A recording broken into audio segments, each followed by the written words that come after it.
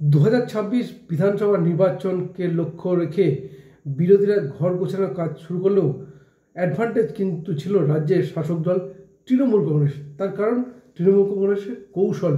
গত 27 ফেব্রুয়ারি নেতাজি ইন্ডোর স্টেডিয়ামে দলের কর্মী সভায় বলা যেতে পারে দলের নেতাকর্মী কিন্তু ভোকাল টনিক দেন রাজ্যের মুখ্যমন্ত্রী মমতা বন্দ্যোপাধ্যায় এবং তৃণমূল কংগ্রেসের সর্বভারতীয় সাধারণ সম্পাদক অভিষেক বন্দ্যোপাধ্যায়। এবং 2026-এ দলের লক্ষ্যমাত্রাও স্থির করে দেন অভিষেক। এবং এরপরেই দেখা যায় ভুয়ো ভোটার ইস্যুতে কিন্তু ঝাঁপিয়ে পড়ে তৃণমূলের একের পর এক নেতা, বিভিন্ন বিধায়ক, সাংসদ, মন্ত্রী সহ প্রত্যেকে কিন্তু রীতিমতো বাড়ি বাড়ি গিয়ে স্কুটনি করতে শুরু করেন এবং ভুয়ো ভোটার খোঁজার কাজ শুরু করেন। এবং ভুয়ো ভোটার কতটা হয়েছে না হয়েছে সেটা তো তারাই বলতে পারেন। যেটা হয়েছে তা কিন্তু জনগণের কাছে কিন্তু নেতারা যেতে পেরেছেন। কিন্তু রাজ্যে তারপরেই এমন কিছু কাণ্ড ঘটলো যা কিন্তু গৃহযুদ্ধ শুরু গেছে রাজ্যের শাসক দল তৃণমূল কংগ্রেসের। কেন হঠাৎ গৃহযুদ্ধের কথা বলছি, সব কিছু আলোচনা করবো আজকের এই ভিডিওতে। নমস্কার, আমি সত্যজিৎ পাল। 2026 বিধানসভা নির্বাচনের প্রায় 1 বছর মতো সময় হাতে আছে এবং ইতিমধ্যে বলা যেতে পারে রাজ্যের শাসক দল কিন্তু ঝাঁপিয়ে পড়েছিল তার প্রধান কারণ ভুয়ো ভোটার ইস্যুতে। এবং রাজ্যের মুখ্যমন্ত্রী যেভাবে বলেছিলেন যে বিহার থেকে লোক নিয়ে সেখানে ভোটার লিস্টের নাম তুলে দেওয়া হচ্ছে, সেইভাবেই দলের নেতারা কিন্তু ঝাঁপিয়ে পড়েন। বিধায়ক থেকে সাংসদ, মন্ত্রী প্রত্যেকে কিন্তু বাড়ি বাড়ি গিয়ে কিন্তু এই ভুয়ো ভোটার খোঁজার কাজ শুরু করে দেন।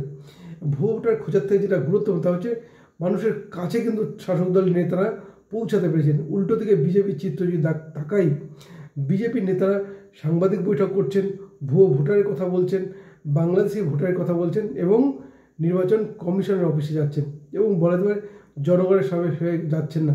সুতরাং বোঝা যাচ্ছিল যে রাজ্যের শাসক দল যখন একদিকে যেমন মজবুত অবস্থা রয়েছে, তখন ছন্ন ছাড়া রাজ্যের প্রধান বিরোধী দল বিজেপি। কিন্তু এরপরেই যে জিনিসটা সমস্ত পাশা ওলটপালট করে দিল তা হচ্ছে সুপ্রিম কোর্টের একটি অর্ডার। সুপ্রিম কোর্টের নির্দেশে চাকরি হারিয়েছেন 26,000 শিক্ষক, যা কিন্তু তোলপাড় ফেলেছে গোটা বাংলায়। এবং এই বলা যায় শিক্ষক, বিশেষ করে এই যে শিক্ষকের চাকরি গেছে, এটা নিয়ে যেটা প্রমাণিত যে রাজ্যের শাসক দল ব্যাপক হারে দুর্নীতি করেছে। দুর্নীতির সঙ্গে রাজ্যের শাসক দলই জড়িত এবং যেখানে বৈধ অবৈধদের, যোগ্য অযোগ্যদের তালিকা সুপ্রিম কোর্ট বারবার চেয়েও যেখানে পায়নি। সুতরাং রাজ্যের শাসক দল তৃণমূল কংগ্রেসের ভূমিকা নিয়ে কিন্তু প্রশ্ন উঠে যায়। যতই ড্যামেজ কন্ট্রোল করার চেষ্টা করুন, রাজ্যের সাধারণ মানুষ কিন্তু ঠিক ভালোই বুঝতে পারছেন।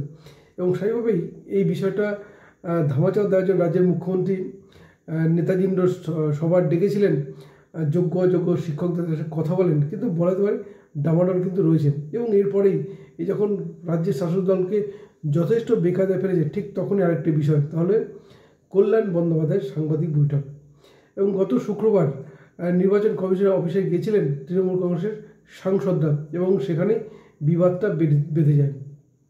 বিবাদ টাকার সঙ্গে কল্যাণ বন্দ্যোপাধ্যায় সাংবাদিক বৈঠক যেটা করেছিলেন তার অভিযোগের তীর কিন্তু দলের আরেক সাংসদ সৌগত রায়ের দিকে এবং আরেক তীর রয়েছে দলের মহিলা সাংসদের দিকে। তার নাম তিনি কিন্তু মুখে আনেননি এবং যেটা জানা যাচ্ছে তিনি স্পষ্ট করেছেন যে কে সেই সাংসদ। সেই সাংসদের নাম যে মুখে না বললেও বলা খুব সহজ, তার কারণ সেই সাংসদ প্রধানমন্ত্রী নরেন্দ্র মোদীকে নিয়ে প্রশ্ন করেন, গৌতম আদানিকে নিয়ে, অন্য কোনো বিষয়ে কথা বলেন না, এমনটাই কিন্তু কল্যাণ ব্যানার্জি জানিয়েছেন। আরও যেটা জানিয়েছেন যে এই সাংসদ ব্যবসায়ীর কাছ থেকে টাকা খেয়ে তিনি সংসদে প্রশ্ন করেন, উপহার নিয়ে প্রশ্ন করেন। সেইভাবেই এই অভিযোগ তো ছিল বিজেপি সাংসদ নিশিকান্ত দুবের সঙ্গে কিন্তু সংসদে কিন্তু বোমা ফাটিয়ে দিয়েছিলেন। এবং নিশিকান্ত দুবে যে অভিযোগটা করেছেন তা কিন্তু ছিল মহুয়া মৈত্রের বিরুদ্ধে। এবং তারপরে দেখা যায় মহুয়া মৈত্র কিন্তু সাংসদ পদ খারিজ হয়ে যায় এবং বলাতে পারে এরপরে তিনি কিন্তু জিতে সাংসদ হয়েছেন। কিন্তু কল্যাণ বন্দ্যোপাধ্যায় তীর কার দিকে সেটা তিনিই বলতেন, কারণ তিনি নাম কিন্তু বলেনি। কিন্তু যেটা বলেছেন তা হচ্ছে যে নারদা কেলেঙ্কারি সৌগত রায়কে টাকা নিতে দেখা গেছে। তিনি স্পষ্ট করেছেন যে সৌগত রায়ের জন্য দলের ভাবমূর্তি নষ্ট হয়েছে। উল্টো থেকে সৌগত রায় বলেছেন যে কল্যাণ ব্যানার্জির সঙ্গে কারোর সম্পর্ক ভালো নয়, তিনি মিশতে জানেন ইত্যাদি মন্তব্য করেছেন। কিন্তু কল্যাণ ব্যানার্জি কিন্তু রাগ ঠাক নাম করে সৌগত রায় এবং কীর্তি আজাদ, দলের আরেক সাংসদ কীর্তি আজাদের নাম কিন্তু স্পষ্ট করেছেন।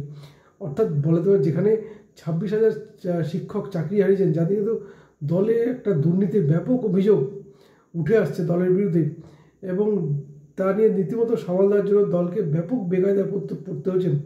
আর সেইখানেই এই সাংসদেই বিবাদ। এবং যেখানে বলা যেতে পারে শুধু তাই নয়, তৃণমূল সাংসদদের যে হোয়াটসঅ্যাপ গ্রুপ, সেই গ্রুপের চ্যাটও রীতিমতো ভাইরাল হয়ে যায়। তা পোস্ট করেন বিজেপির নেতা অমিত মালব্য, এবং জানি কিন্তু তোলপাড় হয়ে যায় গোটা বাংলা। এবং শেষ পর্যন্ত কল্যাণ বন্দ্যোপাধ্যায় সাংবাদিক বৈঠক করেন, তিনি স্পষ্ট করে দিয়েছেন যে তার অভিযোগের তীর তিনি সৌগত রায়ের কথা বলেন, এবং কথা বলেন কীর্তি আজাদের কথা, এবং এক মহিলা সাংসদের কথাও তিনি বলেন। সুতরাং বোঝা যাচ্ছে, এবং যথেষ্ট কুরুচির ভাষাতেও কথা বলেছেন কল্যাণ ব্যানার্জি। এই কল্যাণ ব্যানার্জি কয়েকদিন আগেই রামনবমীর মিছিলকে শুভেন্দু অধিকারীকে লক্ষ্য করে বলেছিলেন যে নন্দীগ্রামের গুন্ডা, এবং ঠিক তারপরেই নিজে পড়লেন বিপদে, যেখানে রীতিমতো দেখা যাচ্ছে যে শুক্রবার দিন এই কল্যাণ ব্যানার্জি কিন্তু গ্রেপ্তারির কথা বলেছিলেন তৃণমূল কংগ্রেসের ওই মহিলা সাংসদ। এবং তারা যখন কমিশন অফিস থেকে বেরিয়ে আসেন, সেখানে বাইরে নিরাপত্তা দায়িত্বে থাকা বিএসএফ এবং সিআইএসএফ যারা ছিলেন তাদেরকে বলেন যে কল্যাণ ব্যানার্জিকে গ্রেপ্তারের জন্য। শুধু তাই নয়, তিনি রীতিমতো দিল্লির থানায় গিয়ে কল্যাণ ব্যানার্জি গ্রেপ্তারের জন্য আবেদন করতে চাইছিলেন, যদিও পরে দলের বাকি সাংসদরা তাকে সামলে নেন। এরপরেই কলকাতায় ফেরেন কল্যাণ ব্যানার্জি।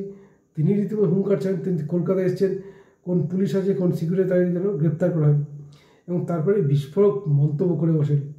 এবং সুতরাং বোঝাই যাচ্ছে যে দল যখন বিভিন্ন ইস্যুতে, যেখানে 2026কে মাথায় রেখে যেভাবে ঝাঁপিয়ে পড়েছিল, এবং তারপরেই শিক্ষক নিয়োগ দুর্নীতি, সুপ্রিম কোর্টের অর্ডার পর্দাফাশ করেছে 1 নম্বর।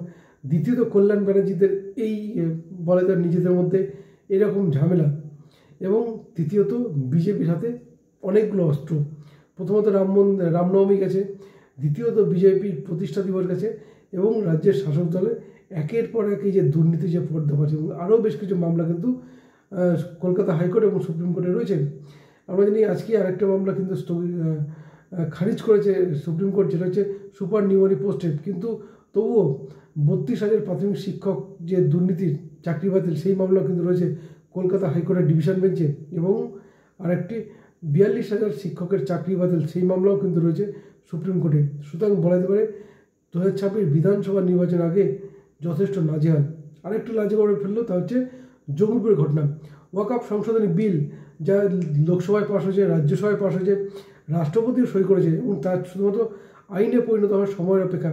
আর ঠিক সেখানে এই ওয়াকআপ বিল প্রত্যাহার দাবিতে বিক্ষোভ শুরু হলো জঙ্গিপুরে, এবং রীতিমতো জ্বলল পুলিশের গাড়ি, পুলিশের উপরে ইট পাথর চলল, বোমাবাজির অভিযোগ উঠে আসছে, এবং পুলিশের গাড়িও কিন্তু জ্বালিয়ে দেওয়া হয়। শেষ পর্যন্ত পুলিশকে লাঠি চার্জ করতে হয়। কিন্তু একটা জিনিস স্পষ্ট, যদি এই অনেকেই বলছেন, বিরোধীরা বলছেন, এই যে দুর্নীতির যে পর্দা ফাঁসেছে, সেই দুর্নীতিকে নজর ঘোরানোর জন্যই এই ওয়াকআপ নিয়ে মাঠে নামানো হলো। সেটা তো রাজ্যের শাসক দল বলতে পারবেন সত্যি কি তাই। কিন্তু যেটা প্রশ্ন, এই বিক্ষোভ, এই আন্দোলন বা এরকম সরকারি সম্পত্তি লুটপাট চলতে থাকে, তাহলে কেন্দ্র সরকারের পক্ষে রাজ্যে রাষ্ট্রপতি শাসন জারি করা কিন্তু সহজ হয়ে যাবে। সামনেই 2026 বিধানসভা নির্বাচন রয়েছে।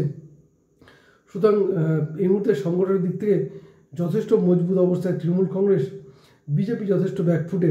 কিন্তু রাষ্ট্রপতি যদি এরকম বিক্ষোভ চলতে থাকে ওয়াকআপকে কেন্দ্র করে, তারপরে যদি রাষ্ট্রপতি শাসন জারি হয়, তাহলে বলে যায় রাজ্যের শাসক দল তৃণমূল কংগ্রেস কিন্তু কপালে শনি নাচছে। জানি না এই বিক্ষোভ তারা বাড়তে দেবেন কিনা।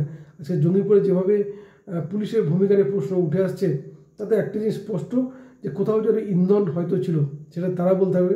কিন্তু প্রশ্ন, যদি এরকম বিক্ষোভ জেলায় জেলায় বাড়তে থাকে, যদি এরকম সম্পত্তির ধ্বংস হতে থাকে, তাহলে কিন্তু কেন্দ্র সরকার বা কেন্দ্রের শাসক দলের পক্ষে কিন্তু সহজ হয়ে যায় বিষয়গুলো।